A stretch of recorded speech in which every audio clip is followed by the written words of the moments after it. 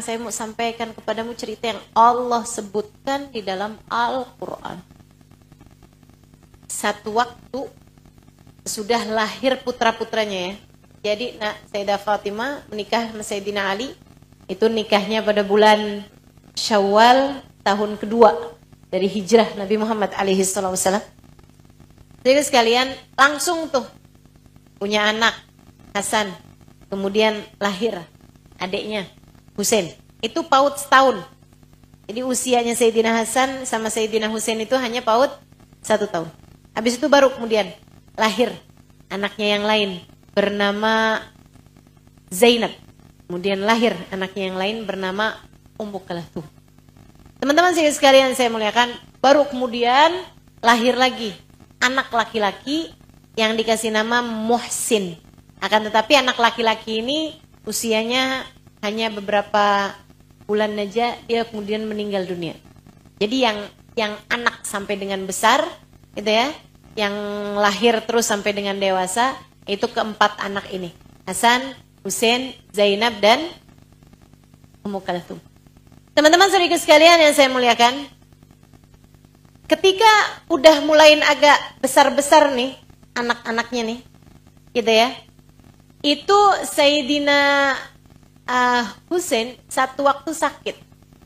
Anak-anaknya masih, yang perempuan-perempuan masih kecil, tapi yang ini nih udah mulai agak besar gitu. Di masa hidupnya Nabi Muhammad, di akhir-akhir hidupnya Nabi Muhammad alaihissalam. Mereka nih ketika Husain sakit, mereka yatadawa, berobat dengan cara bernadar. Ya diobatin secara apa namanya, obat kayak ya dikasih apalah zaman itu ya, minyak zaitun misalnya atau apa segala macam gitu kan, kasih madu, kasih apa gitu. Akan tetapi selain daripada itu mereka minta kesembuhan dari Allah Subhanahu wa taala dengan cara bernadar. Ini namanya nadar tabarrur nih ya dalam Islam nih ya. Nadar itu ada 2. Ada nadar lajaj, nadarnya orang marah, ada nadar tabarrur. Nadarnya orang ibadah, nadar taqarrub ila Allah Subhanahu wa taala. Yang satu hukumnya makruh, nadar lajaj, bahkan haram, bisa haram ya. Yang satu hukumnya ada yang bilang mubah, banyak juga yang mengatakan sunnah. Nadar lajaj itu kayak gini loh. Saya sumpah gak akan pernah lagi ketemu sama dia. Demi Allah saya gak bakalan ketemu lagi sama dia. Kalau lagi marah tuh orang, nah, suka ada yang kayak begitu kan. Nadar sumpah gak bakalan ketemu, gak bakalan ini, gak bakalan itu. Itu namanya nadar lajaj. Hukumnya antara makruh atau kalau ngerjain sesuatu yang haram, kayak mutusin silaturahmi dan lain sebagainya, bisa ke arah haram gitu. Nah ada nadar lagi namanya nadar tabarrur. Nadar tabarrur tuh kayak gitu. Kalau misalnya nih ya, saya berhasil nih urusan saya, misalnya gitu ya, saya kepengen nyumbang buat maulidnya Al-Ikhwan, maulidnya Ustazah Halimah, misalnya gitu ya, sekian. Itu namanya nadar tabarrur, teman-teman sekalian. Tabarrur. Ya, tabarrur itu mengerjakan amal perbuatan bar. Bar itu kebaikan. Gitu. Nah, salah satu ini dilakukan oleh Sayyidah Fatimah dan keluarganya. Mereka tuh gini, kalau Husain sembuh, kita mau puasa 3 hari berturut-turut. Subhanallah, berapa hari kemudian Husain sembuh. Senang semuanya. Dan puasa harus dilaksanakan karena nadar tuh wajib hukumnya. Kamu kalau nadar hukumnya jadi wajib mengerjakan apa yang kamu nadari. Karenanya kamu kalau mau nadar tabarrur, seperti yang tadi saya sampaikan ya, hukumnya bisa sunnah, bisa mubah gitu kan. Itu tuh teman-teman sekalian, kamu nadarnya bagus, kebaikan, begitu ya. Tapi jangan yang berat-berat. Kalau saya hamil tiap hari saya mau baca Al-Quran 5 juz. Itu kan berat namanya. Nanti kamu keberatan sendiri akhirnya. Gitu ya. Jangan yang berat-berat. Yang kiranya kamu bisa aja gitu. Kalau misalnya gitu ya. Kalau saya hamil nih, saya mau baca surat Tabarak. tiap malam.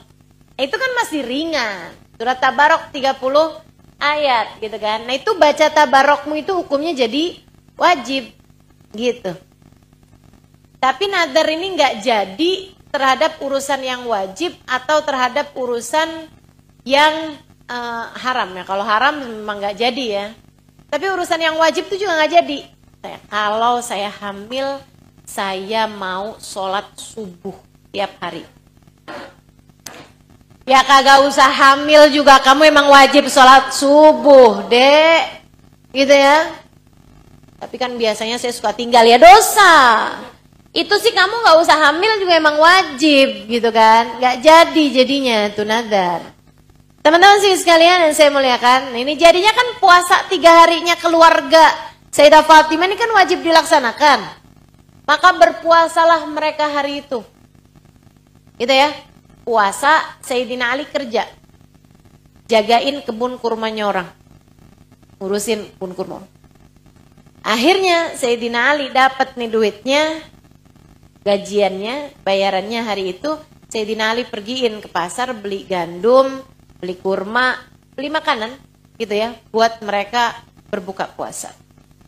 Nyampe rumah, Sayyidah Fatimah masak. Rotinya, gandumnya dibuat roti gitu ya. Kemudian lauknya kayak kuah gitu. Kemudian ada kurma juga gitu. Sampai jelang waktu buka, ada yang ketuk pintu. Orang-orang miskin ternyata. Beliau pun nanya sama anaknya, nanya sama suaminya, gimana nih ada orang miskin? Ya kesian mah, iya kesian. Ali juga, gimana Li? Ya udah deh kita kasihin aja makanannya buat mereka. Anak-anak setuju? Iya mah. Keluarga Nabi teman-teman. Itu loh didikannya luar biasa banget. Sang ibu emang kayak nanya sama anak-anaknya. Tapi ya sebagai formalitas. Karena beliau memang udah tahu bahwa beliau akan menyerahkan makanan tersebut kepada mereka. Jadilah diserahkan makanan tersebut kepada mereka nih. Tanpa menyisakan apapun selain air putih saja. Mereka buka air putih doang. Sahur kagak punya apa-apa. Air putih doang. Besokannya puasa lagi dong. Emang puasanya nadar 3 hari? Puasa lagi tuh.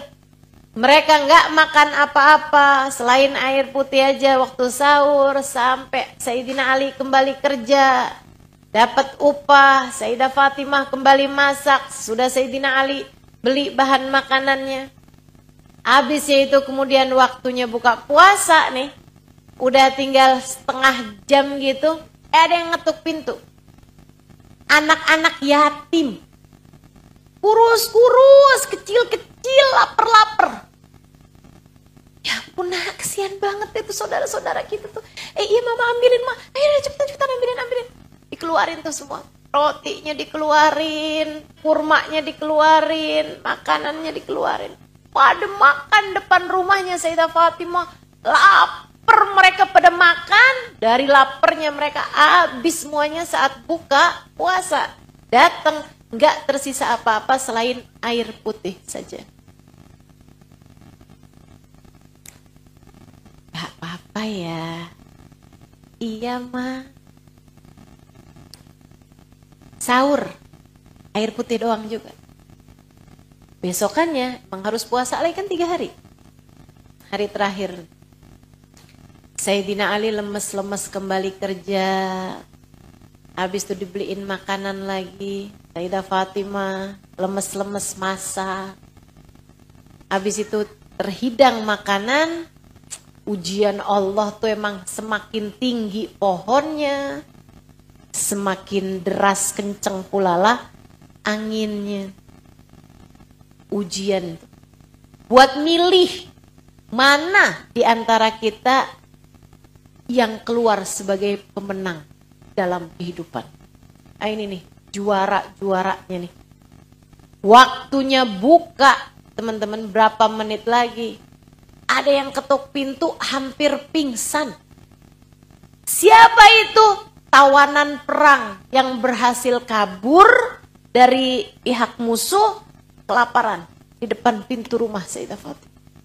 Ambilin makanan, ambilin makanan, ambilin makanan. Hampir pingsan nih, cepetan orang kesian. Kasihin makanan tersebut.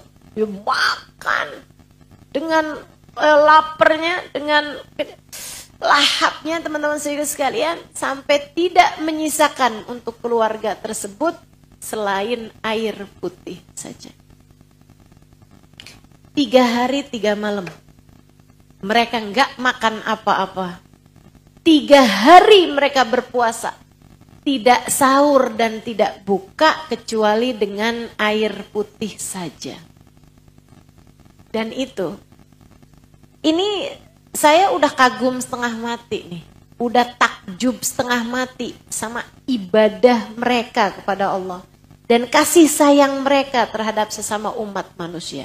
Namun lebih kagum lagi sama hal satu ini nih.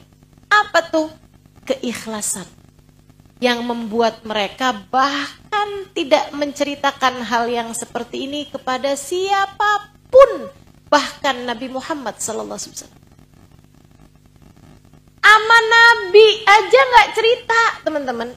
Sama ayahnya yang merupakan separuh hatinya Nabi itu Sayyidah Fatimah gitu. Terus Sayyidah Fatimah gak cerita. Gak ada ceritanya gitu. Lemes banget Fatimah. Iya bah. Doain ya bah ya. Kita tuh udah gak ini bah. Udah gak makan 3 hari. Gak ada. Gak ada. Jadi sekalian saya muliakan. Gak ada Sayyidina Ali cerita-cerita kepada orang lain. Sayyidah Fatimah cerita kepada teman-temannya sama perempuan. Atau anak-anak mereka cerita kepada teman-temannya. Saya gak bisa main nih, lemes banget. 3 hari tahu kita gak makan. Gak ada. Keren abis teman-teman sekalian. Keren banget. Kok sekarang Ustazah tahu? Tahu siapa yang cerita? Allah subhanahu wa ta'ala dalam Al-Quran. Seperti apa coba keadaan seseorang yang bahkan membuat takjub, membuat kagum Allah subhanahu wa ta'ala. Sampai Allah merasa perlu untuk menceritakannya dalam Al-Quran. Teman-teman saudaraku sekalian yang saya muliakan. Mendengar apa yang Allah firmankan dalam Al-Quran. Kita sebagai umat Islam menunduk malu. Malam hari itu malaikat Jibril turun kepada Nabi Muhammad SAW.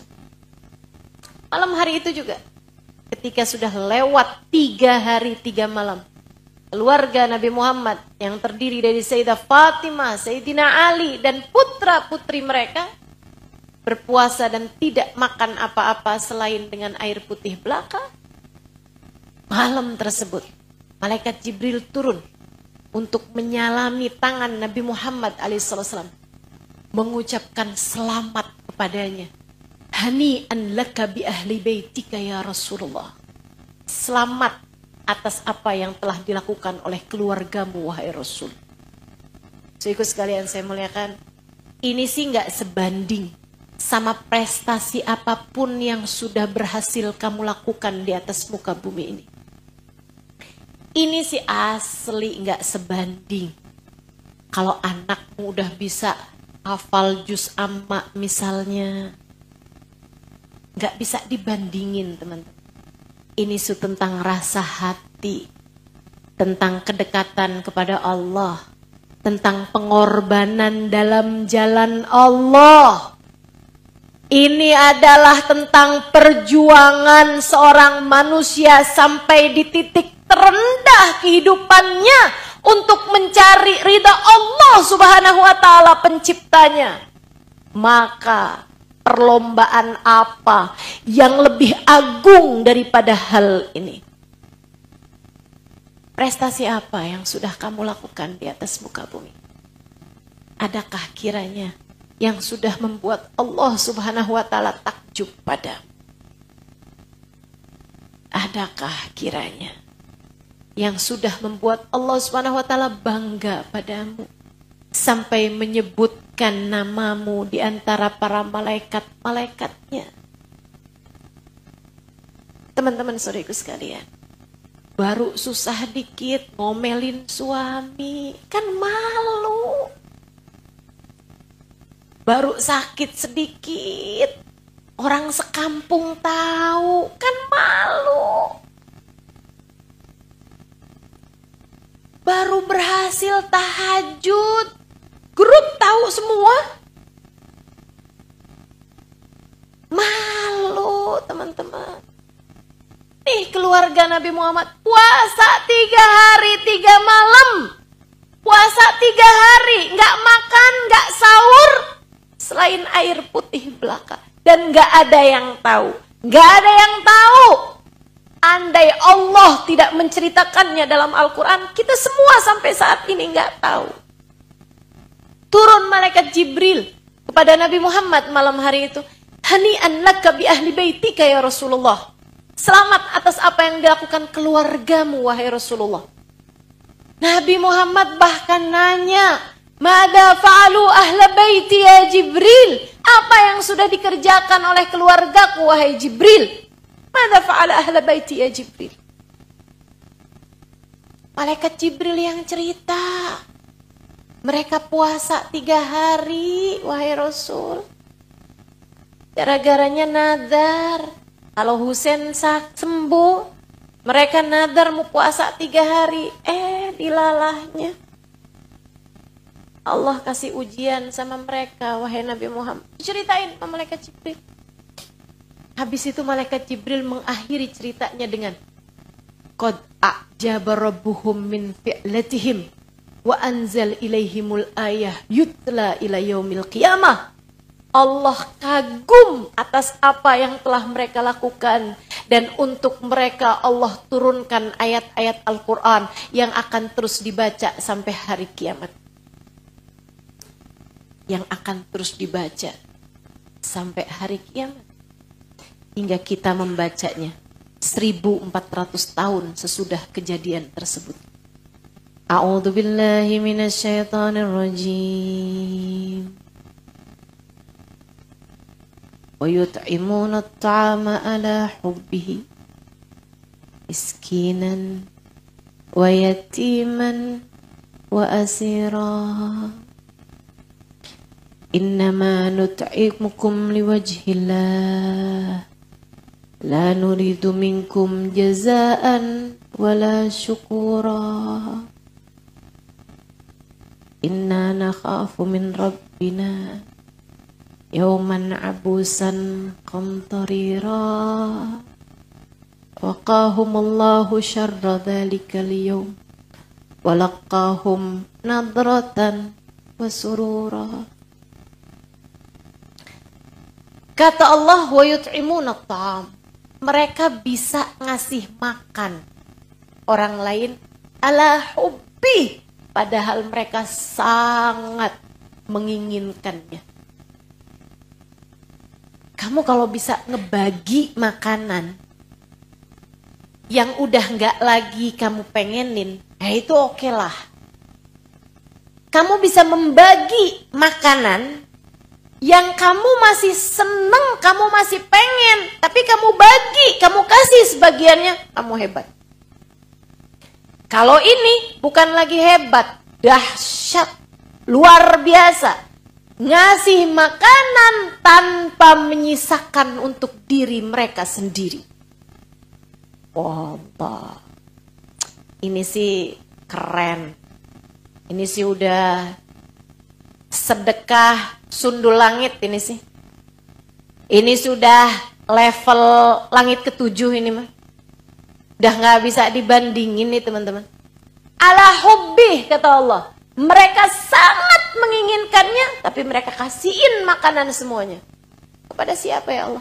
Miskinan, wa yatiman, wa asira. Ampe Allah detil ceritanya.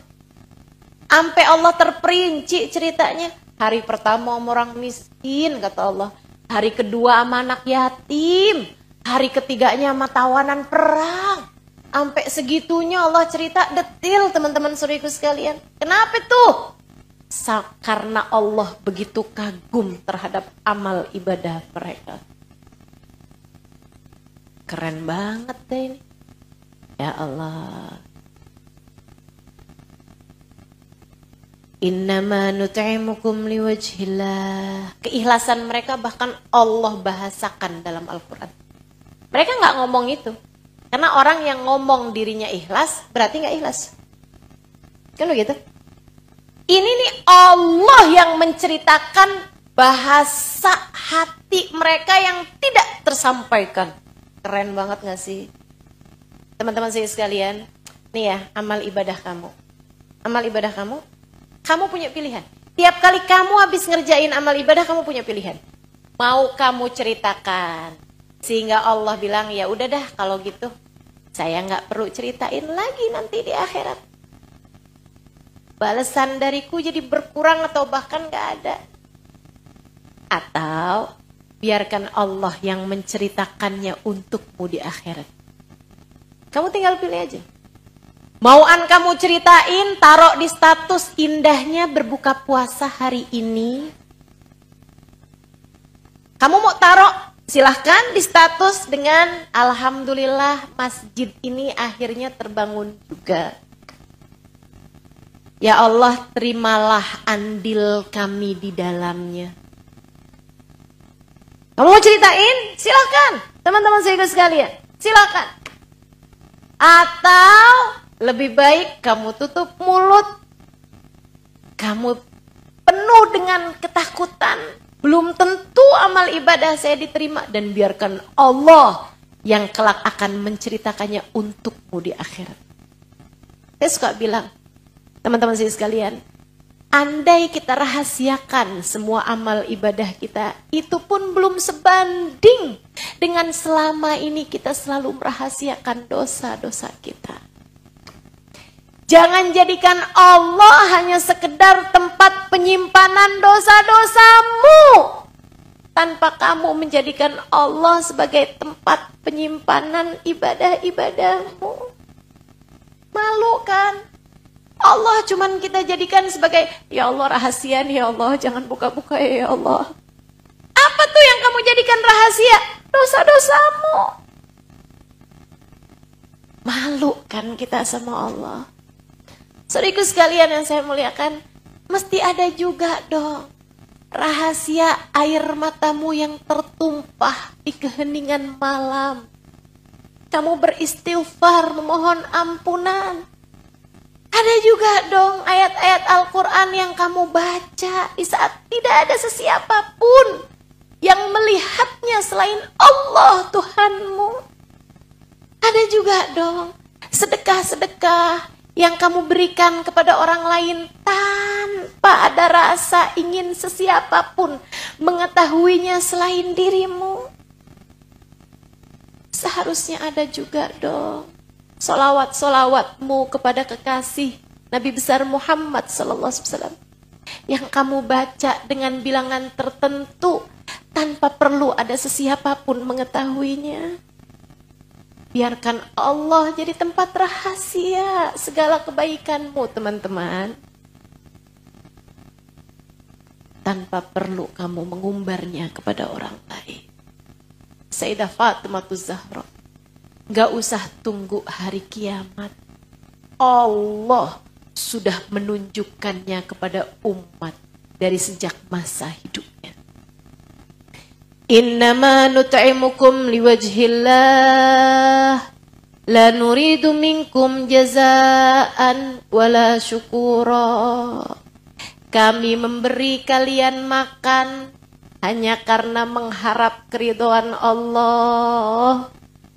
Kami tidak berharap balasan dari kalian ataupun balasan di dunia.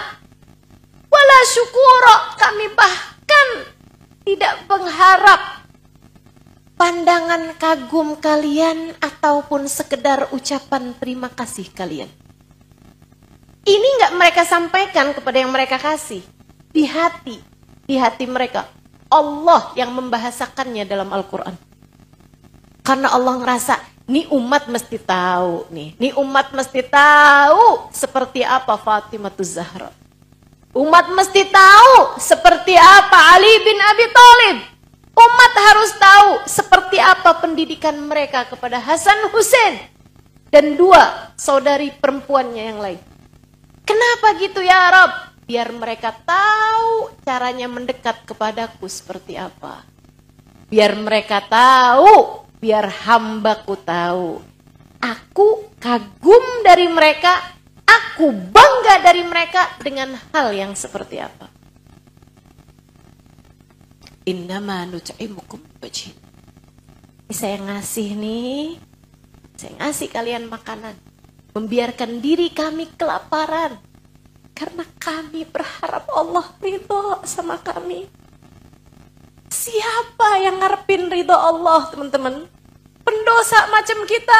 Bukan. Putri Nabi Muhammad. Yang surga bahkan terletak nama ayahnya di tiap pintu-pintunya.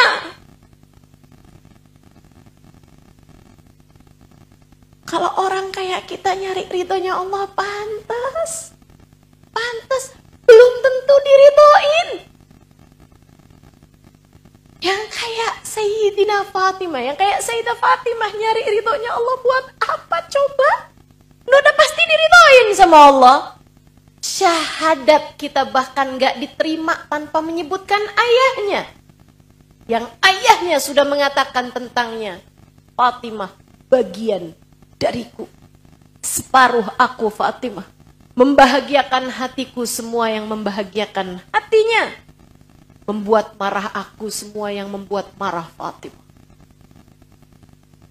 Nyari ridho Allah, teman-teman, nyari ridho Allah, enggak ngarep balasan di dunia. Bukan yang saya sedekah dah biar rezeki besok lancar, enggak ada urusan. Ada urusan. Kami tidak berharap balasan di dunia. Wala syukuro. Bahkan orangnya nggak berucap terima kasih sama kami, nggak jadi masalah. Bagaimana denganmu? Bagaimana denganmu?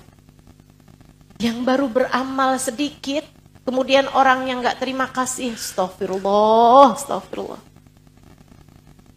Keras hati banget ya. Udah dikasih, nggak ada terima kasihnya.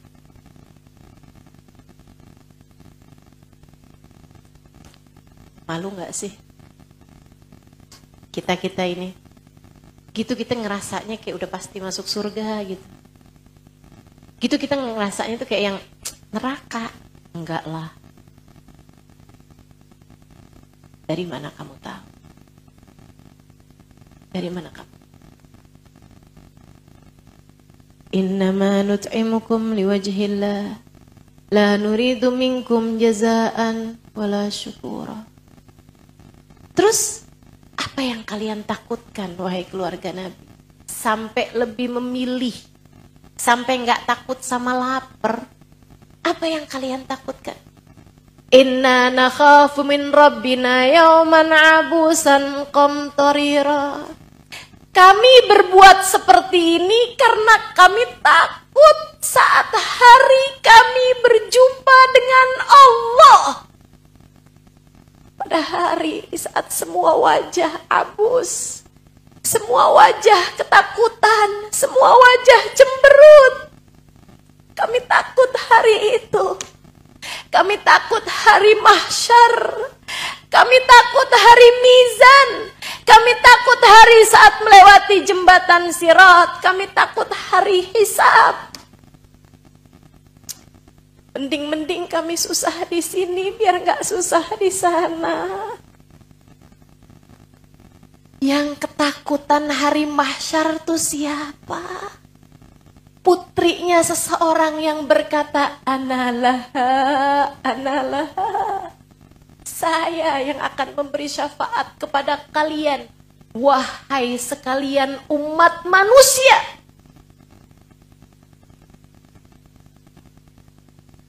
Yang bilang kami takut untuk hari saat kami menghadap Allah Subhanahu wa ta'ala.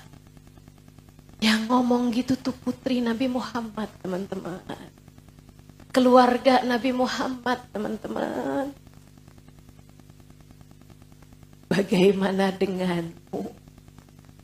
Bagaimana denganku yang belum ada jaminan akhiratnya? Kenapa kamu kayak santai aja ngadepin akhirat? Kenapa kita kayak yang biasa-biasa aja gitu? Hisab, oke. Mahsyar, apa-apa. Hari saat lewati jembatan, kayaknya nggak segitu ngerinya deh. Hari saat kematian, ya saya kan orang Islam. Saat datang sakaratul maut, tapi kan saya ngaji, tapi kan saya belajar, tapi kan saya sholat.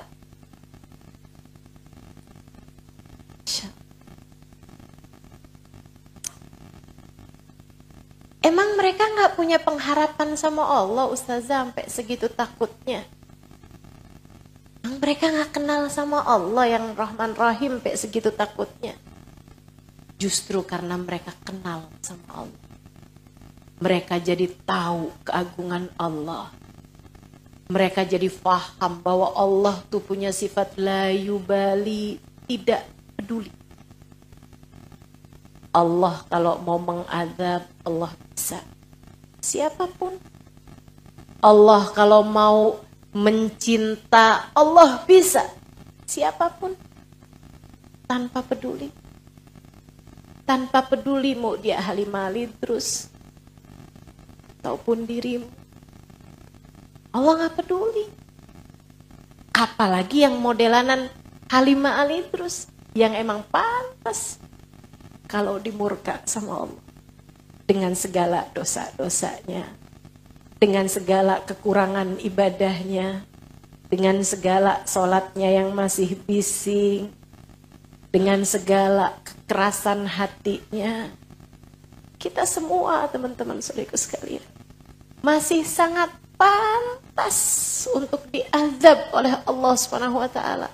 Karenanya masih sangat pantas buat takut sama Allah Subhanahu wa taala. Sayyidah Fatimah takut. Sayyidah Fatimah takut. Sampai merelakan laparnya. Biar nanti di hari akhirat saya nggak perlu lapar. Merelakan semua makanannya untuk diberikan kepada orang lain. Ya Allah.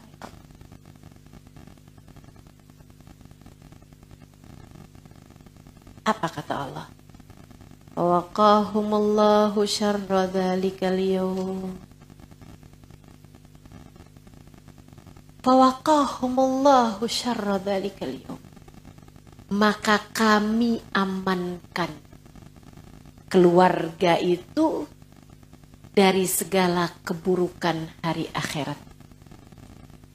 Allah berikan jaminan untuk keluarga Nabi Muhammad pada hari itu, teman. Sudah ada jaminannya. Untuk Sayyidah Fatimah, Sayyidina Ali, Sayyidina Hasan, Sayyidina Husain, Sayyidah Zainab dan Sayyidah Ummu Kalthum sudah ada jaminannya dari Allah Subhanahu wa taala. Fawaqahumullahu syarra dzalikal yaum. Allah amankan, Allah jaminkan keamanan mereka pada hari itu. Langsung jaminan dari Allah Subhanahu wa taala lewat firman-firman Allah Subhanahu wa taala.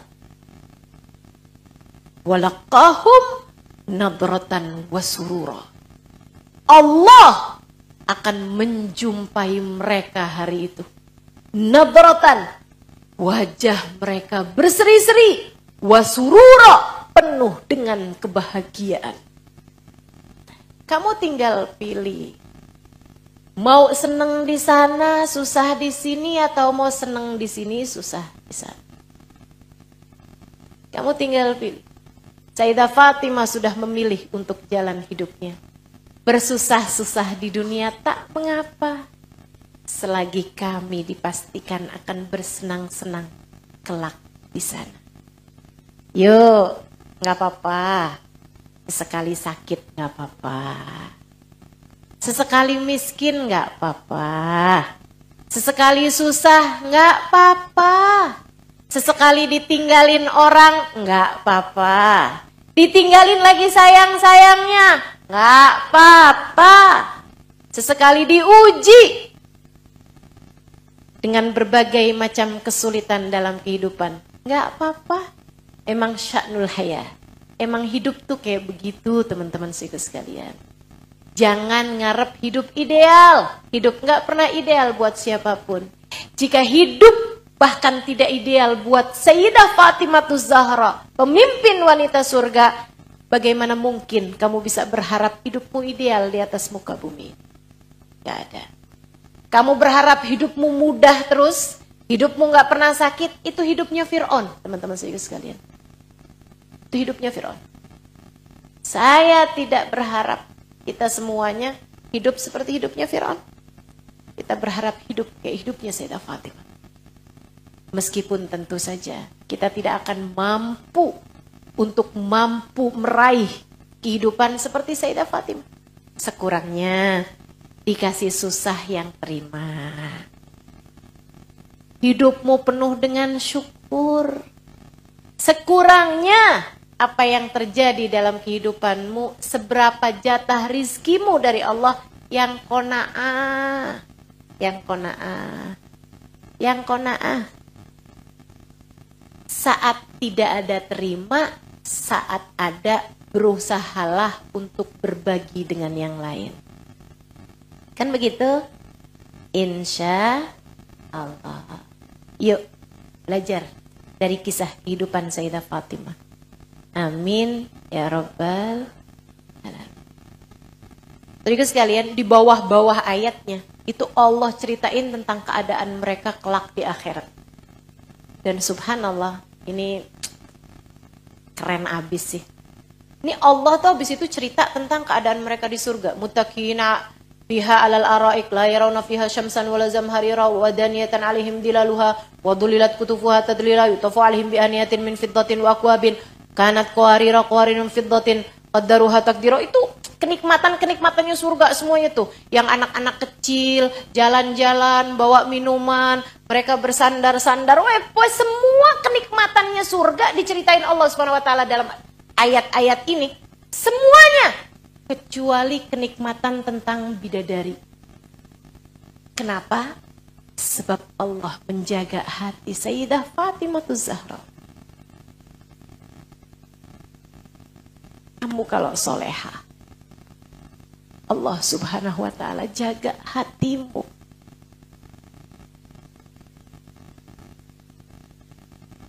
Kenapa Allah jadikan hati suamimu berbagi mencintai perempuan lain? Sebab Allah lihat hatimu berbagi dari mencintai selain Allah. Terlalu banyak dunia dalam hati kita, teman-teman. Kita hatinya sering berbagi dari selain Allah. Sehingga Allah jadikan hati orang lain dalam mencintaimu pun berbagi.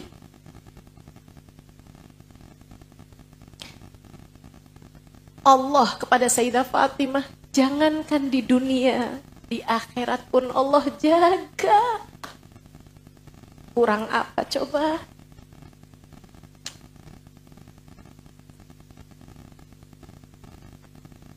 Malu dah saya.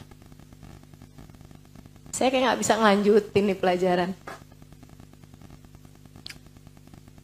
Ya Allah, sedih banget saya. Sedih sama diri saya sendiri. Dan saya berharap kalian juga punya rasa yang sama, teman-teman. Malu. Malu kita. Malu sama Allah Subhanahu wa ta'ala.